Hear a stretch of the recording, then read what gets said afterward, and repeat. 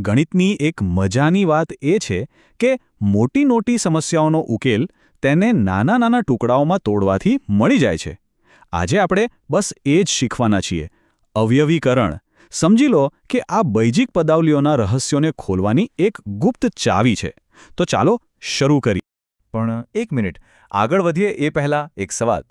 શું ક્યારે એવો વિચાર આવ્યો છે કે આ બધી સંખ્યાઓ અને જટિલ દેખાતી પદાવલીઓ એ ખરેખર શેની બનેલી છે? આ સવાલનો જવાબ જ આપણને સીધા અવયવીકરણના હૃદય સુધી લઈ જશે. તો આપણો પહેલો મુદ્દો, આ અવયવીકરણ છે શું? કોઈ પણ મોટી વસ્તુને સમજવી હોય ને તો પહેલાં એના પાયાના એકમોને સમજવા પડે. ગણિતમાં આ એકમોને અવયવ કહેવાય છે. ચલો સમજીએ કે આ અવયવ શું છે. એકદમ સાદા શબ્દોમાં કહીએ તો અવયવ એટલે એવો ભાગ જે કોઈ સંખ્યાને પૂરેપૂરો એટલે કે કોઈ શેષ વધ્યા વગર ભાગી શકે. એ એક સંપૂર્ણ ટુકડો છે. બસ આટલા નાના નિયમ પર જ અવયવીકરણની આખી દુનિયા ટકેલી છે. હવે આ વિચાર ખરેખર બહુ મજાનો છે. અવયવોને છે ને બિલ્ડિંગ બ્લોક્સ તરીકે વિચારો. જેમ નાની ઈંટો ભેગી મળીને એક મોટી દિવાલ બનાવે, બસ એ જ રીતે અવયવો ભેગા મળીને સંખ્યાઓ અને પદાવલીઓ બનાવે છે. ચલો તો આ બિલ્ડિંગ બ્લોક્સવાળી વાતને જરા પ્રેક્ટિકલી જોઈએ. અને એના માટે શરૂઆત કરવા સૌથી સારી જગ્યા છે પ્રાકૃતિક સંખ્યાઓ, જેની સાથે આપણે રોજ કામ કરીએ છીએ. દાખલા તરીકે 30 નંબર લઈએ.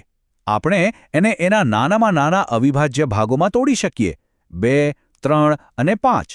આ 3 સંખ્યાઓ 30ના અસલી, મૂળભૂત બિલ્ડિંગ બ્લોક્સ છે. અને અહીંથી જ ખરી મજા શરૂ થાય છે. આ મૂળભૂત બ્લોક્સ એટલે કે 2, 3 અને 5 એને અલગ રીતે જોડીને જ 30ના બીજા બધા અવયવો બને છે. જેમ કે 2 અને 3નો ગુણાકાર કરો તો 6 મળે, 5 અને 2નો કરો તો 10 મળે. આ બધી જ સંખ્યાઓ 30ને પૂરેપૂરી ભાગી શકે છે. સરસ. તો હવે આપણે સંખ્યાઓના અવયવો તો સમજી જ ગયા. હવે સમય છે બૈજિક પદાવલીઓ તરફ આગળ વધવાનો. જરાય ચિંતા ના કરતા, આ એકદમ નેચરલ સ્ટેપ છે અને નિયમો મોટા ભાગે એના એ જ રહેશે. આ સરખામણી જુઓ, આનાથી બધું એકદમ સાફ થઈ જશે. જે રીતે આપણે 30ને એના મૂળભૂત ભાગોમાં તોડ્યું, બરાબર એ જ રીતે આપણે 5xy જેવી પદાવલીને 5x અને yમાં તોડી શકીએ છીએ. કોન્સેપ્ટ બિલકુલ એ જ છે. ચાલો હવે થોડુંક આગળ વધીએ. પદાવલી 2x+4 ને જોઈએ. અહીંયા જો ધ્યાનથી જોઈએ તો ખબર પડશે કે બંને પદોમાં 2 કોમન છે, એટલે કે એક સામાન્ય અવયવ છે.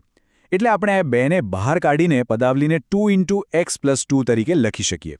આનો સીધો અર્થ એ થયો કે 2 અને x+2 એ આ પદાવલીના અવયવો છે. ઓકે, તો હવે એક નાનકડો પડકાર. આના અવયવ કેવી રીતે પાડશું? x² + 7x + 10.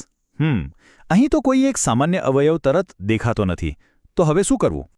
અહીંયા એક પદ્ધતિ કામ લાગશે. આપણે એવી 2 સંખ્યાઓ શોધવાની છે જેમનો ગુણાકાર છેલ્લા પદ એટલે કે 10 જેટલો થાય અને જેમનો સરવાળો વચ્ચેના પદના સગુણક એટલે કે 7 જેટલો થાય. થોડું વિચારો, કઈ સંખ્યાઓ હોઈ શકે?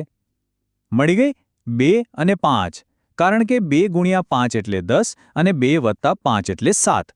બસ તો આ પદાવલીના અવયવ થયા x + 2 અને x + 5. પણ સવાલ એ છે કે આ બધું કરવાની જરૂર શું છે? આપણે આ અવયવ કેમ પાડીએ છીએ? એનો જવાબ મળશે આપણા આગલા વિભાગમાં, પદાવલીઓનો ભાગાકાર. અહીં અવયવીકરણની અસલી તાકાત જોવા મળશે. હવે આ જટિલ દેખાતા ભાગાકારને જુઓ. 7x² + 14x ને x + 2 વડે ભાગવાનું છે. પહેલી નજરે તો લાગે કે આ થોડું અઘરું છે, ખરું ને? પણ આપણે જે શીખ્યા છીએ એ અહીં જાદુ કરશે. ચાલો આને એકદમ સરળ બનાવીએ, સ્ટેપ બાય સ્ટેપ. પહેલું સ્ટેપ, આપણે ઉપરની પદાવલીના અવયવો પાડીશું, જે થશે 7x, x+2. બીજું સ્ટેપ, હવે ઉપર અને નીચે બંનેમાં કયો અવયવ સરખો છે એ શોધીશું. દેખાય છે? હા, x+2. અને ત્રીજું અને છેલ્લું સ્ટેપ, આપણે આ સામાન્ય અવયવને રદ કરી દઈશું એટલે કે કેન્સલ કરી દઈશું. અને બસ સામાન્ય અવયવોને દૂર કર્યા પછી જે બચ્યું એ જ આપણો અંતિમ જવાબ છે, 7x. જુઓ તો ખરા, જે પહેલાં આટલું જટિલ લાગતું હતું એ હવે કેટલું સહેલું થઈ ગયું. અને આ જ તો કમાલ છે અવયવીકરણનો. એ મોટી અને જટિલ ગણતરીઓને એકદમ સરળ બનાવી દે છે, જેનાથી આપણને ઉકેલ સુધી પહોંચવામાં ખૂબ મદદ મળે છે.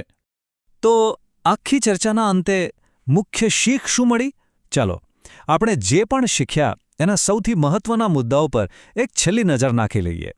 તો આપણે શું જોયું? અવયવીકરણ એ પદાવલીના એ છુપાયેલા બિલ્ડિંગ બ્લોક્સને બહાર લાવે છે. તે ગુણાકારની પ્રક્રિયાને ઊંધી કરે છે. અને સૌથી અગત્યનું, તે જટિલ પદાવલીઓને સરળ બનાવવા અને ભાગાકાર જેવા કામને શક્ય બનાવવા માટેનું એક જબરદસ્ત સાધન છે. અને આ વિચાર છે ને, એ માત્ર ગણિતના વર્ગ પૂરતો નથી. આ તો સમસ્યા ઉકેલવાનો એક મૂળભૂત સિદ્ધાંત છે.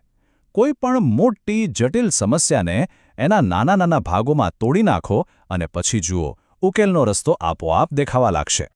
તો હવે જ્યારે પદાવલીઓને તોડવાની આ શક્તિ તમારી પાસે છે, જરા વિચારો, ગણિતની બીજી કઈ મોટી સમસ્યાઓને તમે આ જ રીતે તોડીને સરળ બનાવી શકો છો? વિચારતા રહેજો.